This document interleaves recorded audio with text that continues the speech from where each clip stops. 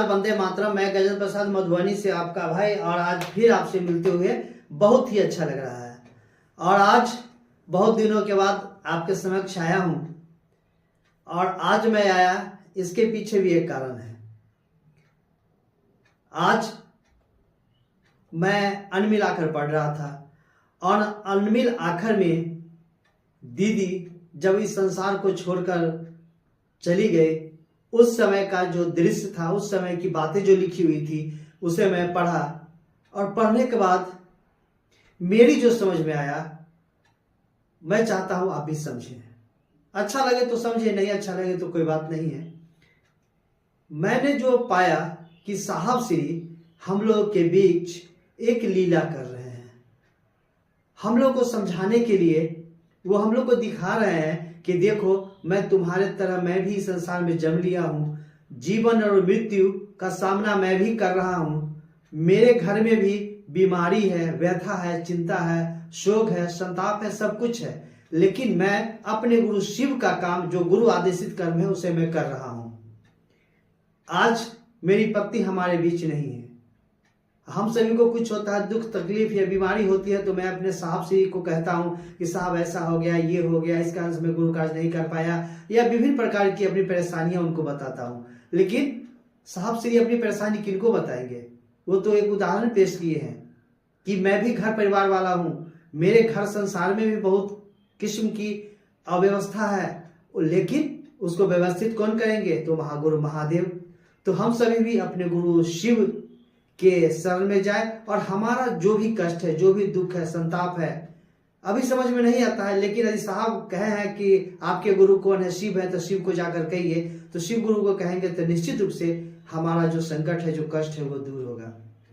कहने का मतलब मेरा ये है कि पति पत्नी की अप्रतिम प्रेम की प्रतिमूर्ति हमारे महादेव और पार्वती थे, हमारे गुरुदेव। और साहब श्री और दीदी माँ उससे अछूते नहीं है। इतनी, मैं तो बहुत नज़दीक से देखने का सौभाग्य नहीं मिला, लेकिन दीदी माँ को देखा हूँ, स्पर्श किया हूँ, और उनके चरण को छुआ हूँ, लेकिन बहुत ज़्यादा मैं उन लोगों के साथ नहीं रहा। लेकिन उन दोनों के बीच की परस्पर प्रेम की जो बातें हम लोग सुनते हैं, हम लोग को बिल्कुल ऐसा अपने आप में भी अनुकरण करना चाहिए, क्योंकि पति पत्नी का रिश्ता होता है ना, बड़ा ही अटूट होता है। और पति पत्नी का रिश्ता परमात्मा के द्वारा बनाया जाता है, नहीं तो कहीं भी कोई किसी से मनपसंद रूप से शादी कर लेता है, लेकिन शादी वही होती है जहाँ परमात्मा के लिखा होता है। तो मैं बातें कर रहा था, जब दीदी माँ इस संसार को छोड़ के गई थी, उस समय की जो बातें अनमिल आखिर में लिखी हुई है, उसकी बात मैं कर रहा था। तो आइए थोड़ा सा अपने आप को, अंतर्मन को दुखाते हुए और कुछ सीख लेते हुए, जो अनमिल आखिर में लिखा हुआ है, उसे पढ़ते हैं, और हम सभी समझकर आत्मसात करने का प्रयास करते हैं।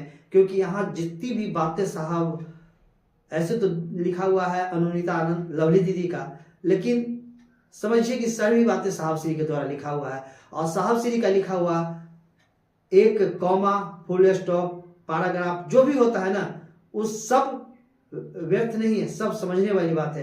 यदि कहीं पर कॉमा लिखा हुआ है तो क्यों कॉमा लिखा, ये सोचिए। कहीं पर फुल स्टॉप है तो क्यों फुल स्टॉप है, कहीं भी किसी शब्द का प्रयोग किया गया है तो क्यों किया गया है। ये साहब श्री का जो लिखा हुआ, जो कोई भी बात चीज है ना, उसको आप ध्यान देंगे तो समझेंगे, तो बहुत कुछ समझ में आएगा। आइए चलते हैं, अनमिल आखर को मैं पढ़ता हूं, और हम दोनों आज भी समझने का प्रयास करते हैं। पृष्ठ संख्या है 212, पृष्ठ संख्या 212, और पुस्तक है अनमिल आखर। वैसे भी भावनाओं का बंध जब टूटता है तो रुकने की बात कहां। प्रकृति भी कहां रुकने वाली थी। मूसलाधार बारिश का रूप लेकर अपनी शोक संवेदना प्रकट कर रही थी। बरसते मेघ और गर्जना करता आसमान मानो कह रहा हो, लौट आओ, लौट आओ। हरिंदर पटना आ चुके थे, साहब श्री पटना आ चुके थे। ऐसा पहली बार हुआ जब उनके गृह प्रवेश के अवसर पर एक मुस्कुराता और खिला हुआ चेहरा उनके सामने नहीं था। जीवन संगिनी का साथ छूट चुका था, जो शेष था वह असह्य था, करुण था। धीरे धीरे उनके सरकारी आवास के इर्द गिर्द लोग जमा होने लगे। सभी बस यही सोच रहे थे कि ऐसा कैसे हो गया, हे महादेव ऐसा कैसे हो गया। महादेव ने तो ऐसा करके हाहाकार मचा दिया। लोग की कल्पना से परे की बात थी कि दीदी माँ इस संसार में शरीर से नहीं है। उस महाकाल को जब जो करना होता है वो घटित होता है। महाकाल की दया भी छलना है। साहब जी कहते हैं ना, महाकाल की दया भी एक छल है, छलना है। सो संतप्त प्रकृति भी अपने सभी क्रियाकलापों को भूलकर इस महान आत्मा को विदा करने के निमित्त मुख दर्शक बन गई थी। तभी तो इस दिव्यात्मा की वापसी के लिए अपने सर्वाधिक महत्वपूर्ण दिवसों में से एक गंगा दशहरा को संजोए हुए थी। दीदी माँ जब इस संसार को छोड़कर गई थी तो उस दिन गंगा दशहरा था। हवाई जहाज संध्या 7:20 पर दिल्ली से उड़ा और लगभग रात के 9:30 बजे पटना एयरपोर्ट पर उतरा। दिल्ली से आने वाले परिजन के चेहरे पर दर्द की सीमा नहीं थी। अपनों को सामने पाकर दर्द को बांधे रखना असंभव था। सफेद कुर्ता पैजामा में खड़े थे साहब और नजदीक में थे अन्नू बाबू। हजारों की संख्या में लोग एकत्रित थे। हजारों की संख्या में लोग एकत्रित थे। दीदी और साहब के साथ आए हुए लोगों के बीच एक ही चीज वर्तमान थी, अखंडित मौन। भारी मन किंतु कर्तव्यों के निर्वहन की मजबूरी के साथ फूल मालाओं से लदे ट्रक पर ताबूत को रखकर बेली रोड स्थित 4A60 लाया गया, जहां परिजनों के करुण क्रंदन का हृदय विदारक दृश्य रेगिस्तान में भी सैलाब ला सकता था। घर की छत पर उनके अंतिम श्रृंगार की तैयारी हो चुकी थी। किसी में इतना साहस शेष नहीं था कि दीदी के कॉफी यानी ताबूत को खोल सके। लोग हिम्मत ही नहीं हो रहा था कि कैसे खोले दीदी के इस ताबूत को, क्योंकि कल्पना से परे था कि दीदी अभी संसार में नहीं है। अन्नू बाबू आगे बढ़ते हैं। जननी की बंद हो गई पुतलियों का सामना करने का साहस ही वे ही बटोर सके। लकड़ी से बने तख्त को हटाते ही दूर छिटक गए। दिल को तार तार करता नीला हो चुका मां का चेहरा बेटे के अश्रु धारा को रोक नहीं पाया। आज भी अन्नू बाबू की नासिका ग्रंथियां अगरबत्ती की उस सुगंध को पहचानती है और जब भी उसका एहसास उनकी इंद्रियों को हो जाता है वो विचलित हो जाते हैं। अन्नू भैया की बात हो रही है, अर्चित भैया। नीलम मां का चेहरा ऐसा लग रहा था जैसे सूरज की प्रथम किरणों का स्पर्श पाकर खिला कोई कमल पुष्प। संपूर्ण ब्रह्मांड की कोमलता और सौंदर्य को समेटे अकल्पित ज्योतियों को विदीर्ण करता एक विशाल नीलमणि लग रहा था राजमणि का पार्थिव शरीर। मानो अब वे बोल उठे। ऐसा लगता था जैसे दीदी माँ को देखने पर लगता था कि अब वो बोलेंगी, उठकर बैठेंगी और लोग उससे बात करेंगी। समय रेत की तरह हाथ से फिसलता रहा और सुबह आ गई जब हरिंद्रानंद नीलम दीदी के पार्थिव शरीर को लेकर सगे संबंधियों एवं हजारों शिव शिष्यों सहित गंगा तट की ओर प्रस्थान कर गए। पीछे छूटा आवास बस आंसुओं के साथ।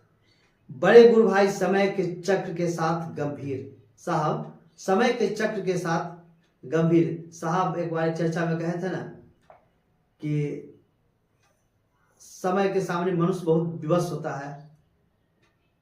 बस वैसे ही कोई बात थी, होगी। वे मौन थे, चेहरा कसा हुआ। उनकी जीवन संगनी 33 वर्षों की सहचरी आज उनसे अलग हो गई। आंखों में रिश्तों का ठहराव, एकला चलो रे के आदर्श पर जीवन जीने वाले आज सही में तन्हा थे। एक गीत है एकला चलो रे, जो बंगाल में गाया जाता है। बड़ा ही सार्थक गीत है। उसी गीत की यहाँ उपमा दी गई है। एकला चलो रे के आदर्श पर जीवन जीने वाले आज सही में तन्हा थे, तथापि यथाविधि अंतिम संस्कार किया और इस तरह गंगा के पावन तट पर दीदी का पार्थिव शरीर पंच महाभूतों में विलीन हो गया। गंगा की शांत धारा मानो मूक संदेश दे रही हो, आओ ऐसा कर्म हम करें मर भी जाएं तो जिंदा रहें। आओ ऐसा कर्म हम करें कि मर भी जाएं तो जिंदा रहें। मरने के बाद कौन जिंदा रहता है? उसके किए गए अच्छे कर्म, जिसके लिए परमात्मा ने उन्हें चुना, और वो जनमानस के बीच कोई ऐसा काम कर जाते हैं कि शरीर रहे चाहे नहीं रहे, सबों के दिलों में वो जीवित रहते हैं और आदि अनंत कालों तक। आओ ऐसा कर्म हम करें मर भी जाए तो जिंदा रहे। अभी परिजन श्राद्ध कर्मादि संपन्न कर विदा हो रहे थे। हरिंद्रानंद ने अपने ज्येष्ठ पुत्र से कहा, अन्नू बाबू ध्यान दीजिएगा, क्योंकि हम सभी दुख में घिर जाते हैं ना, तो महादेव भी छूट जाते हैं। और साहब से इस दुख की घड़ी से निकले भी नहीं थे कि उनका विचार देखिए कहाँ जा रहा है, गौर कीजिएगा। अभी परिजन श्राद्ध कर्मादि संपन्न कर विदा हो रहे थे। हरिंद्रानंद ने अपने ज्येष्ठ पुत्र से कहा, अन्नू बाबू आप अपनी स्कॉर्पियो गाड़ी 15 दिनों के लिए मुझे देंगे। साहब श्री अपने पुत्र से गाड़ी मांग रहे हैं। साहब श्री की शालीनता महानता देखिए। मेरा तो कोई निजी वाहन नहीं है। साहब कह रहे हैं कि मेरा तो कोई निजी वाहन है नहीं। अन्नू जी ने कहा, पापा आपकी गाड़ी है। गाड़ी में सामान रखा गया। 3-4 शिव शिष्यों के साथ हरिंद्रानंद चल पड़े झारखंड राज्य के विभिन्न क्षेत्रों में अपने गुरु शिव की चर्चा की व्याप्ति के प्रयास में। अभी दुख कम भी नहीं हुआ था, लेकिन उन्होंने अब ये दुख को महादेव के कार्यों में लगाकर कम करने का साहब से कोशिश किए। कोशिश क्या करें, हम लोगों को सिखाएं कि दुख की घड़ी में महादेव को भूलना नहीं है। हम लोगों को देवघर, गिरिडीह, चतरा, पलामू, गढ़वा जिलों में छोटी छोटी शिव चर्चाओं को संपादित करते हुए पटना लौट गए। छुट्टी तो थी ही, श्राद्ध में जो न्योते की राशि आई थी वही यात्रा का पाथेय बनी। श्राद्ध में जो न्योता का राशि लोग देते हैं ना कुछ कुछ, तो वही उस यात्रा का पाथेय यानी उस रास्ता में खर्च किया गया, उसी पैसे को। आज झारखंड राज्य के सुदूर घने जंगलों में हो रही भगवान शिव की चर्चा में उस एक पक्षीय यात्रा की अभी भी सुगंध है। अभी झारखंड में गुरु कार्य जो हो रहा है, उस समय का जो किया गया कार्य है, उसी कार्य की ये सुगंध है, उसी कार्य का ये परिणाम है। आज नीलम दीदी भले ही शहर में हमारे बीच नहीं, पर उनके ममत्व की निर्झरनी अबाध रूप से बहती रहेगी। मानव सृष्टि अप्लावित होती रहेगी। दीदी के निर्मल प्रेम की स्नेहित छांव तले हम सभी पल्लवित और पुष्पित होते रहेंगे, और वे हमारे संस्कारों का परिवारजन एवं परिशोधन करती रहेगी। लेकिन ये तभी संभव है जब हम सभी साहब श्री जितना नहीं तो कुछ भी, उतना नहीं कर पाएंगे तो कुछ भी साहब श्री के आदर्शों पे चलकर, साहब श्री के विचारों पे चलकर अपने गुरु शिव की बातें करेंगे तो बहुत ही अच्छा रहेगा और हमारा जीवन भी सुमधुर हो जाएगा। महादेव गुरु की छांव में अधिक कष्ट भी आएगा जो हमारे कर्मफल में लिखा हुआ है, तो वो कष्ट के कांटा भी सूल नहीं फूल की तरह महसूस होंगे। फिर मिलते हैं किसी और दिन।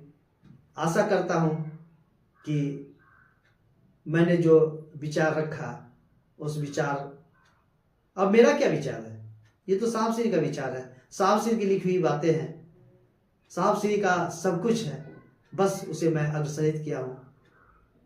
आप सभी को प्रणाम। फिर मिलते हैं किसी अन्य वीडियो में।